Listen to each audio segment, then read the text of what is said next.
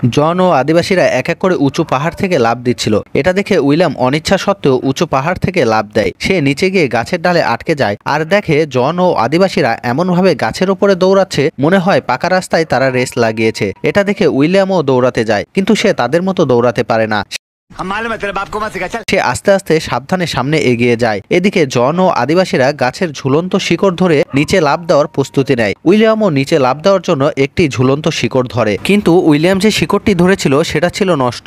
ওটা ধরে লাফ দিলে উইলিয়াম সোজা নিচে না ওপরে চলে যেত। তাই জন উইলিয়ামকে পিঠে নিয়ে লাফ দেওয়ার প্রস্তুতি নেয়। আসলে তারা একটি চলন্ত ট্রেনের উপরে লাফ দেওয়ার জন্য প্রস্তুতি নিয়ে বসে আছে। যখন ট্রেনটি তাদের গাছের নিচে আসে তখন তারা ঝুলন্ত সেই শিকড় ধরে সোজা গিয়ে ট্রেনের উপরে ল্যান্ড করে। कौन है ये लोग?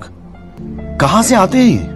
আসলে ওই ট্রেনের ভিতরে অনেক সৈনিক ছিল। তারা অনেক আদিবাসীদের বন্দি করে সেখান থেকে নিয়ে যাচ্ছিল। এই বন্দি আদিবাসীদের মুক্ত করার জন্য জন ও উইলিয়াম জীবনের ঝুঁকি